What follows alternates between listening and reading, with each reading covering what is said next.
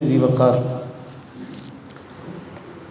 جو موضوع چل رہا ہے آپ سارے اس کے بارے میں بخوبی آگاہ ہیں۔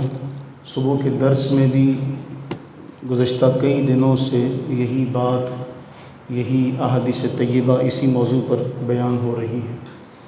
صحیح مسلم کی ایک حدیث، آغاز اس حدیث سے کرتے ہیں۔ اس حدیث کے اندر رسول اللہ صلی اللہ علیہ وسلم کا ایک خطبہ ہے، اس خطبے پر غور کیجئے گا۔ اس سے پہلے ایک جملہ، قرآن کریم نے ایمان والوں کے بارے میں کیا ارشاد فرمایا کہ ایمان والے کیا کہتے ہیں؟ اے اللہ، ہم تیرے سارے رسولوں پر، تیری ساری کتابوں پر، تیرے سارے ملائکہ پر ہم ایمان لائے، لا نفرق بین احد من رسل، ہم کسی بھی رسول میں فرق نہیں کرتے۔ بعض روایات کے مطابق انبیاء کرام علیہ السلام کی تعداد کتنی ہے؟ 1,24,000، کم و بیش انبیاء کرام علیہ السلام کی تعداد ہے۔ اب کیا ان سب کا نام ہم جانتے ہیں، یا ان سب کا نام قرآن کریم میں ملتا ہے، یا ان سب کا نام احادیث طیبہ میں ملتا ہے؟ نہیں ملتا، لیکن ہمارا سب پر ایمان ہے۔ یہ یہود و نصارہ کی ایک عادت ہے، خصلت ہے، جس کو اللہ نے ذکر کیا کہ بعض باتوں کو مان لیا، بعض باتوں کا انکار کیا، یعنی جو من کو چاہا بھلا لگا اس پر ایمان لے آئے۔ افتؤمنون ببعض الکتاب وتکفرون ببعض، قرآن نے ان سے سوال کیا کہ تم بعض کتاب پر ایمان رکھتے ہو، بعض کا انکار کر دیتے ہو۔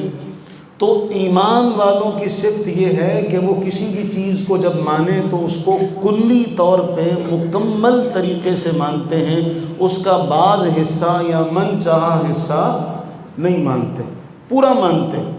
یہ نہیں ہے کہ جی بعض کو مان لیا بعض کو نہیں مانا۔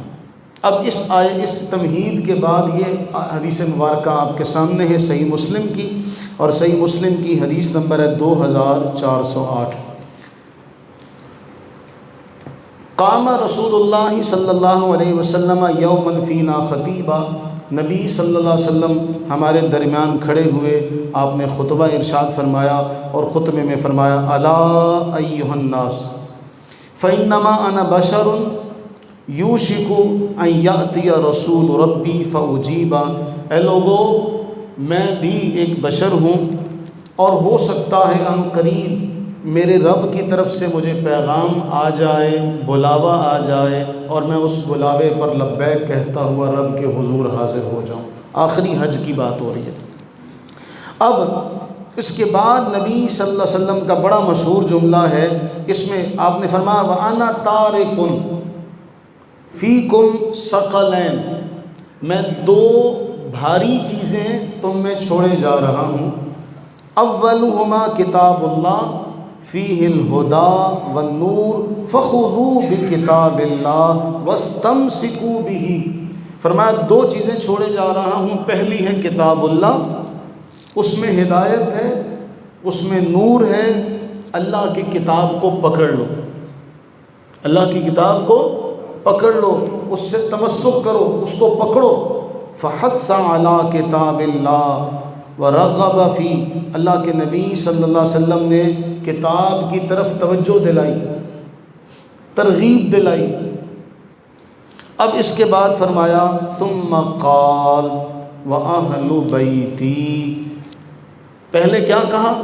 فرمایا دو چیزیں چھوڑ کے جا رہا ہوں، نمبر 1 کتاب اللہ، اس میں ہدایت ہے، اس میں نور ہے، نمبر 2 میری اہل بیت، اور میں اذکرکم اللہ فی اہل بیتی، تمہیں اللہ کی یاد دلاتا ہوں، اللہ کی ذات کا خیال رکھتے ہوئے میری اہل بیت کا خیال رکھنا، یعنی جب تمہیں اللہ کا روب جلال، اس کا مقام و مرتبہ تمہارے سامنے رہے گا تو تم میری اہل بیت کا خیال کرو گے۔ میں اہل بیت کے بارے میں تمہیں اللہ تعالیٰ کی یاد دلاتا ہوں، تمہیں نصیحت کرتا ہوں میری اہل بیت کے بارے میں۔ صحیح مسلم کی یہ حدیث۔ اب اس پر ایک سوال ہے، نبی صلی اللہ علیہ وسلم نے دو چیزوں کا ذکر کیا، نمبر 1 کتاب اللہ، نمبر 2 اہل بیت۔ ہم ان دونوں کو ہی صحیح طور پر سمجھ نہیں سکے۔ اللہ کے نبی نے خود فرمایا ثقلین، ثقل کہتے ہیں بھاری چیز جو اٹھائی نہ جا سکے، بوجھ میں وزنی ہو۔ اب ہمارے معاشرے میں کیا ہوا، صرف دوسرے جملے پر بعض لوگوں نے سارا کا سارا زور ڈالا اور کہا دیکھو حضور نے فرمایا میں اہل بیت تمہیں چھوڑے جا رہا ہوں۔ پہلے کتاب اللہ ہے، نہ کتاب اللہ کو ہم صحیح طور پر مان سکے اور نہ ہم اہل بیت کو صحیح طور پر جان سکے۔ میں آگے چل کے ذکر کروں گا تو آپ حیران ہو جائیں گے۔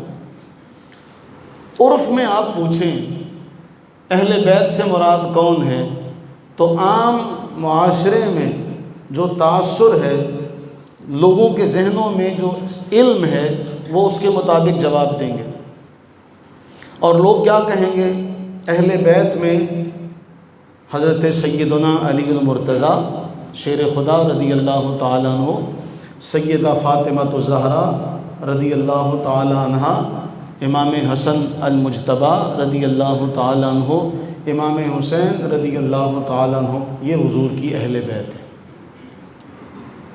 لیکن یہ جواب مکمل نہیں ہے۔ اللہ کے نبی نے جب حکم دیا تو فرمایا میری اہل بیت، یہ اہل بیت کے افراد تو ہیں، پوری اہل بیت نہیں ہے۔ میں ایک بات آپ کے سامنے آپ کے گوش گزار کروں کہ ہم آیت کو، حدیث کو اگر پورا طور پہ جانیں تو سب سے پہلے تو کتاب اللہ ہے۔ حضور علیہ السلام نے فرمایا میں کتاب اللہ چھوڑے جا رہا ہوں۔ کتاب اللہ سے تعلق قائم رکھنا، کتاب اللہ کو پکڑے رکھنا۔ اب اس حوالے سے میں آخر میں ایک سوال کروں گا، یہاں سے اس کو روکتے ہوئے دوسرے جملے کی طرف آتے ہیں۔ اہل بیت میں سب سے پہلے رسول اللہ صلی اللہ علیہ وسلم کی ازواج مطہرات آتی ہیں۔ ہماری غلطی ہے، دیکھیں ایک شخص کے بیٹے ہوں 4، ایک شخص کے بیٹے ہوں اور ہم کہیں اس کا ایک ہی بیٹا ہے، اس کا ایک ہی بیٹا، ہم اپنی بات میں سچے ہیں یا جھوٹے؟ اب رسول اللہ صلی اللہ علیہ وسلم نے فرمایا میری اہل بیت کے بارے میں اللہ سے ڈرنا، میں تمہیں اللہ کی یاد دلاتا ہوں، میری اہل بیت کا خیال کرنا۔ اب سب سے پہلے قرآن کریم میں جو آیا مبارکہ بڑی مشہور ہے، ہم سب کو آتی ہے، میں نے ابتدا میں بھی پڑھی۔ اللہ تعالیٰ فرماتے ہیں انما یرید اللہ لیذھب عنکم الرجس اہل البیت، کہ اللہ کا یہ پکا ارادہ ہے کہ وہ یہ چاہتا ہے کہ اے اہل بیت تم سے ہر قسم کی پلیدی کو، ہر قسم کی نجاست کو، ہر قسم کی گندگی کو دور کر کے تمہیں خوب پاک کر دے۔ اب اس میں کون کون داخل ہیں؟ ہماری یہ کم علمی ہے کہ ہم اس کو محدود کر دیں۔ جیسے آپ نے وہ حدیث پاک سنی ہے کئی بار، اللہ کے نبی صلی اللہ علیہ وسلم کے سامنے کوئی بندہ دعا کر رہا تھا، اس نے دعا مانگی اے اللہ صرف مجھ پر اور محمد صلی اللہ علیہ وسلم پر رحم فرما۔ حضور نے فرمایا اللہ کے بندے تو نے اللہ کی رحمت کو محدود کر دیا، تو نے اللہ کی رحمت کو، تو یہ کہتا ہے اللہ سب پہ رحم فرما۔ اس کی شایان شان یہ جملہ ہے کہ سب پر رحمت کی دعا مانگی جائے، نہ کہ تو رحمت کو محدود کرتے ہوئے میرے لیے اور اپنے لیے دعا مانگ رہا۔ اسی طرح ہمارا حال ہے۔ میں اب قرآن کریم کی وہ آیات بینات، میں نے وہ درس میں بھی یہ بات کہی، اب پھر اسی بات کی طرف ضمن اشارہ کرتا ہوں۔ 21ویں پارے کا آخری رکوع، 22ویں پارے کا پہلا رکوع، یہ 2 رکوع آپ نے جا کے پڑھ لینے۔ کیا 21ویں کا 22ویں کا یہ 2 رکوع آپ نے جا کے پڑھنے، آپ کو سارا معاملہ حل ہو جائے گا۔ سورہ احزاب، اب یہ آیات آپ کے سامنے، میں ان کا صرف آپ ان کو دیکھ لیں، ان سے آپ کو پتہ چل جائے گا۔ آغاز ہو رہا ہے 28 نمبر آیت سے۔ پہلی آیت میں اللہ فرماتے ہیں اے نبی آپ اپنی بیویوں سے کہہ دیجئے اگر تم دنیا چاہتی ہو، دنیا کی زیب و زینت چاہتی ہو تو آؤ تمہیں دنیا دے دوں، اس کے بعد اللہ کے نبی علیہ السلام پھر صرف دنیا ملے گی، کیونکہ رسول اللہ صلی اللہ علیہ وسلم کی ایک حدیث مبارکہ ہے، آپ علیہ السلام سے عرض کی گئی کہ اے اللہ کے نبی ہم آپ سے محبت کرتے ہیں، فرمایا سوچو کیا کہہ رہے ہو؟ اس کہنے والے سے آپ نے کہا سوچو کیا کہہ رہے ہو؟ عرض کی جی محبت کرتا ہوں، فرمایا اگر مجھ سے محبت کرتے ہو تو پھر آزمائشوں کے لیے، فقر و فاقے کے لیے تیار رہو، کیوں؟ مجھ سے جو محبت کا دعویٰ کرتا ہے پھر اس کی طرف آزمائشیں ایسے آتی ہیں، فقر و فاقہ ایسے آتا ہے جیسے سیلاب آتا ہے۔ اے انبیاء، اے نبی کی بیویوں، اللہ تعالیٰ اعلان فرما رہے ہیں اے حبیب اپنی بیویوں سے کہہ دیجئے دنیا کا مال نہیں ملے گا۔ دوسری آیہ مبارکہ میں کہا ہاں اگر تمہیں اللہ اور اس کا رسول چاہیے، دار آخرت چاہیے تو سن لو فإن اللہ اعد للمحسنات منکن اجرا عظیما، تو اللہ تعالیٰ نے نیکوکاروں کے لیے جو تم میں سے نیکی کریں ان کے لیے اجر عظیم تیار کر رکھا۔ اس کے بعد اللہ نے خطاب کیا یا نساء النبی، پہلے تھا اے حبیب آپ اپنی بیویوں سے کہہ دیں، اب ہے اے نبی کی بیویوں، ایک آیت اس کے بعد 22واں پارہ شروع ہو جاتا ہے، 22ویں پارے میں آ کے دوبارہ خطاب ہوا یا نساء النبی، اے نبی کی بیویوں۔ اس کے بعد آیت نمبر 33 میں اللہ تعالیٰ پھر ارشاد فرماتے ہیں وَقَرْنَ فِي بُيُوتِكُنَّ، گھروں میں ٹھہرے رہو۔ کن سے کہا جا رہا ہے؟ نبی کی بیویوں سے کہا جا رہا ہے۔ اس کے بعد اللہ نے آگے فرمایا کہ اللہ کا ارادہ یہ ہے کہ تم سے ہر قسم کی پلیدی کو دور کر کے تمہیں خوب پاک اور صاف کر دے، تمہیں ستھرا کر دے۔ اب اس آیت کا اولین جو مصداق ہیں وہ نبی صلی اللہ علیہ وسلم کی بیویاں ہیں، کیونکہ خطاب پہلے بھی ہو رہا ہے بیویوں کو، بعد میں بھی، اور اس کے بعد اگلی آیہ مبارکہ 34 میں وَاذْكُرْنَ مَا يُتْلَىٰ فِي بُيُوتِكُنَّ، گھروں میں رہو، آیات کی تلاوت کرو۔ اب یہ دو رکوع ہیں، یہ دو رکوع سارے نبی صلی اللہ علیہ وسلم کی ازواج مطہرات یعنی ایمان والوں کی ماؤں کے حوالے سے۔ اب اس میں ایک جملہ لے کے ایک حدیث میں آیا، حدیث صحیح میں آیا کہ نبی صلی اللہ علیہ وسلم نے چادر مبارکہ کے اندر حضرت مولا علی شیر خدا رضی اللہ تعالیٰ عنہ، سیدہ فاطمہ رضی اللہ تعالیٰ عنہ اور حسنین کریمین رضی اللہ تعالیٰ عنہما کو شامل کیا اور اللہ سے عرض کی یا اللہ یہ میری اہل بیت ہیں، ان پر رحمت نازل فرما، اور پھر آپ نے یہ آیہ مبارکہ تلاوت فرمائی اے اللہ یہ میری، اگر قرآن نے گواہی دے ہی دی تھی تو پھر حضور علیہ السلام کا بعد میں یہ جملہ کہنا۔ ہمارے ائمہ مفسرین فرماتے ہیں ازواج مطہرات کے لیے تو اللہ نے بیان فرما ہی دیا تھا، حضور کی دعا سے اللہ نے ان کو بھی اہل بیت میں شمار کر لیا۔ اصل معاملہ یہ ہے، لیکن ہمارے ہاں کیا ہوا، ہمارے ہاں صرف چادر والوں کا، آل کساء کا ذکر کر کے کہا گیا بس یہی پاک ہیں، بس یہی پاک ہیں، ازواج مطہرات کو نکال دیا گیا، معاذ اللہ ثم معاذ اللہ۔ یہ ہم نے نبی صلی اللہ علیہ وسلم کے فرمان کے ساتھ انصاف کیا کہ نا انصافی کی؟ کیونکہ قرآن کے ساتھ آپ نے قرآن کی ایک آیت لی اور اپنی محدود کرتے ہوئے صرف اس سے ایک معنی لے لیا مراد۔ کیا یہ اچھا پھر وہ کہتے ہیں جی یہ کیسے ممکن ہے، یہ کیسے ممکن ہے، یا تو یہ اہل بیت ہوں گی یا یہ اہل بیت ہوں گی۔ اب ہمارے ائمہ نے اس کا جواب بڑا حسین دیا، یاد رکھے جانے کے قابل ہے۔ آپ جانتے ہیں قرآن کریم میں اللہ تعالیٰ ارشاد فرماتے ہیں حبیب لمسجد اسس، ایسی مسجد جو تقوی کے اوپر جس کی بنیاد رکھی گئی ہو اس مسجد میں جا کے نماز ادا کریں۔ وہ مسجد کون سی ہے بھلا؟ مسجد قباء۔ لیکن حدیث پاک میں مسجد نبوی کے لیے بھی یہی جملہ آیا۔ ائمہ محدثین نے لکھا اس مسجد کا مصداق مسجد قباء بھی ہے اور مسجد نبوی بھی ہے، ایک ہی آیا، ایک ہی آیت۔ اب اس کی دو جگہیں مراد لی گئیں کہ نہیں لی گئیں؟ مسجد قباء بھی اس میں شامل ہو گئی، مسجد نبوی بھی اس میں۔ تو وہ فرماتے ہیں ایک ہی آیت میں ازواج مطہرات کیوں داخل نہیں ہو سکتی؟ صرف آپ نے چادر والوں کو داخل کر لیا، ازواج مطہرات کو کس دلیل سے نکالا؟ جبکہ آیات کے شروع میں بھی اہل بیت اور بعد میں بھی اہل بیت، درمیان کا ایک ٹکڑا لے کے آپ نے ساری حضور کی ازواج کو نکال دیا۔ اب اس پر ایک دلیل میں نے صبح بھی دی تھی، میں آپ کے سامنے دوبارہ رکھتا ہوں کہ جی اہل بیت سے مراد بیویاں نہیں ہوتا۔ ہمارے لوگ بھی بھولے بالے وہ واقعی کہتے ہیں جی اہل بیت سے مراد بیویاں نہیں ہوتا۔